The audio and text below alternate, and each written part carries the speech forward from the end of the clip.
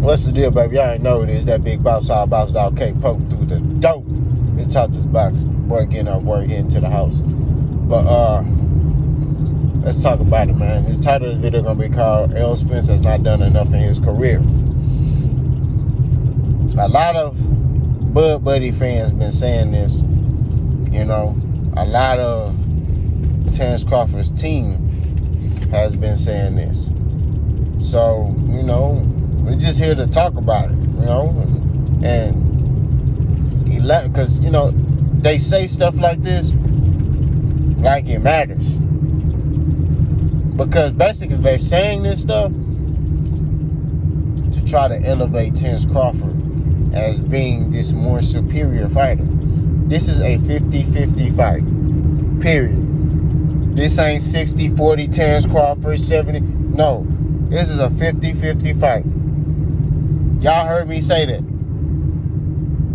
You ain't heard me say anything negative about Terrence Crawford. You ain't heard me hate on him. You ain't heard me say none of that stuff. The problem is a lot of y'all can't deal with the truth. So a lot of y'all getting y'all feelings. But we're going to talk boxing. You know what I mean? Errol Spence Jr. Okay? Started his career above 147 pounds. Shout out to the person who told me that. But he's campaigned majority of his career at 147. Right? So they're trying to hold that against him and say, hey, you've been at 147 your whole career. Bud just got here. Okay? And those other weight classes that Bud was in, well, how many other killers were they in that weight class? I think when Bud was at 135, they only had your Yorkis Gamboa. You know what I mean? That was like a killer, like a dog. People was like, man, I wouldn't fight him. Gamboa. At 140, there was nobody. There was nobody at 140 that was a killer when Bud was down there. When Bud was at 140. Is that his fault? No. But how you gonna sit there and try to use that as if like, he had to fight this fighter, and this fighter, and this fighter to you know, he went through hell and back. Everybody knew at 140, every fight that Bud had at 140, we all knew he was gonna win them fights. There was no 50-50 fights. He ain't fight no killers, and that's just what it is. But when you say stuff like that, people hear what they want to hear. They take that as you saying, oh, Bud was scared. Nobody's saying Bud was scared. I'm saying exactly what I'm saying. He ain't fought nobody. He ain't fight no dogs, no killers, no go-getters at them other weight classes, even at 147. He ain't fought one. That's all we saying. So, yeah, we see the skill. We see the talent. It's just a question mark because we like, if he get in there with another live dog, is he going to do the same thing that he's doing with these other guys who are not on his level? That's all we saying. Nobody sit here and say that Bud Crawford is a horrible fighter. He suck. You know, nobody's saying none of that stuff. Everybody's just saying his resume is questionable. That's all we saying. It don't mean that he's a horrible fighter. It don't mean he's scared. It just means that, hey, bro, he ain't fought top competition. He needs to step his game up. That's it. But he get the opportunity to do that because he gonna fight Errol Spence. And this fight right here is gonna decide who the top dog is. I'm excited. You know what I'm saying? I'm beyond excited. I ain't gonna lie. I'm ecstatic, bro. I can't wait. I can't wait. Like, you don't understand. This fight right here, bro, is a fight where it's a treat. You know what I'm saying? That's just the truth. But let's get back on topic. Errol Spence fought Kell Brook. Nobody wanted to fight him. He fought him. Okay? He wanted the Keith Thurman fight. He still haven't got a Keith Thurman fight. He still ain't got a Keith Thurman fight. right? But what does he do? I'm gonna go fight Sean Porter. Fight Sean Porter, tooth and nail. Beat Sean Porter. Okay? Mikey Garcia wants some smoke. Who, like I said, Mikey Garcia, a lot of y'all talk down Mikey Garcia, but y'all give Crawford praise for being a multi-division champion. Mikey Garcia was a multi-division champion too. And he was knocking off some names. He was knocking them off. Y'all know, go do your research. Y'all know exactly who Mikey Garcia was knocking off.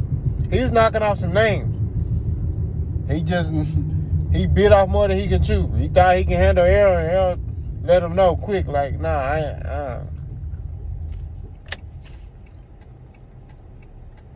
Errol fought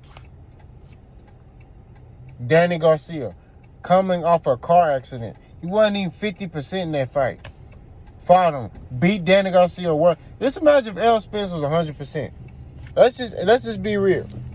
If Errol Spence was 100%, imagine what he would do to Danny Garcia. If that version of Danny Garcia, like I said, Danny saying he wasn't motivated. So let's just say that Danny Garcia that showed up to fight had 100% Errol Spence. I ain't gonna lie, he probably would have stopped Danny. I know Danny ain't never been stopped, but he probably would have stopped him. But he was beating him up at 30%. You see what I'm saying? Then Ugas. Another high, big name. Ugas. And then let's stop right here with Ugas. Ugas is bigger than Errol Spence. Dennis Ugas is a bigger welterweight than Errol Spence. A lot of y'all try to say, oh, Errol Spence is a weight bully. And Dennis Ugas is bigger than him. And Errol Spence punished this man. You see what I'm saying? Punished him. That boy, man, look, the boy eye was out of there. You know what I mean? And now he holds 3 belts at welterweight. And the only one left is Terence Crawford's belt. In which he said this from jump. I'm going to fight all the dudes on the side of my street because they're the easier fights to make. And then I'm going to fight Terence Crawford.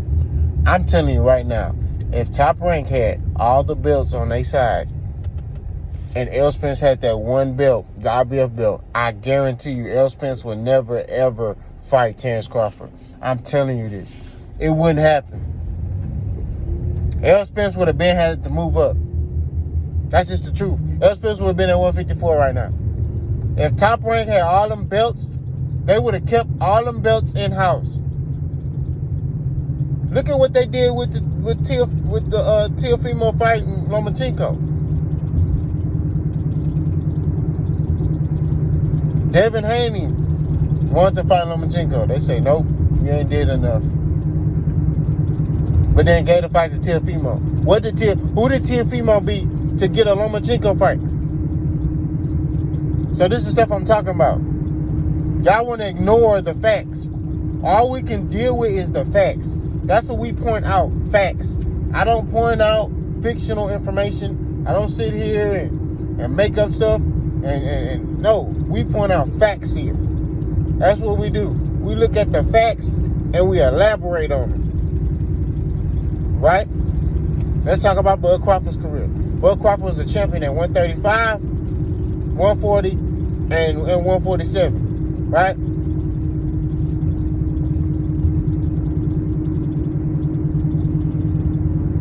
At 135, what killer did he fight at 135? Yorkis Gamboa, right? That was it. That's the only one. There was no other killers at that time.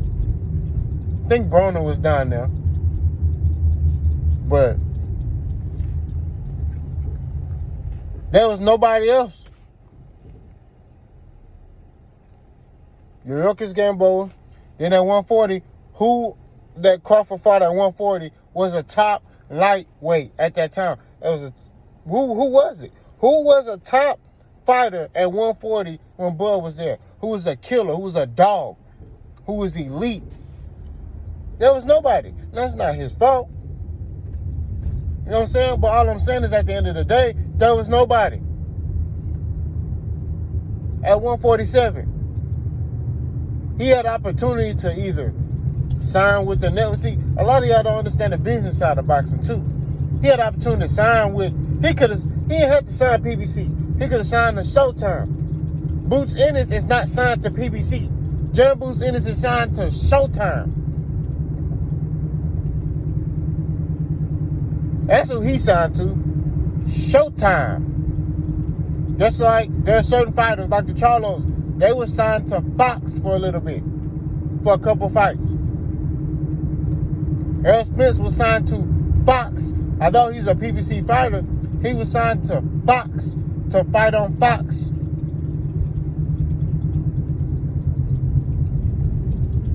Bud could have did that. Bud could have signed PBC. Or Bud could have started Terrence Bud Crawford Promotions and represented himself. That's what Bud could have did. And he would have fought, got the fights that he wanted. When you got Bob Arum, who's sitting there telling everybody, you ain't nothing, you can't sell pay-per-view, and then he not marketing your fights, we finding out you fighting the week of your fight, that's when they want to start doing press and all that. It's crazy. It's crazy. All we can deal with is the facts. Bud Crawford has not fought any top fights at 140 or 147. A lot of y'all try to bring, he fought Victor Postal. You tell me who knew who Victor Postal was. Don't worry, I'll wait. I know who Victor Postal was, but who knew who Victor Postal was?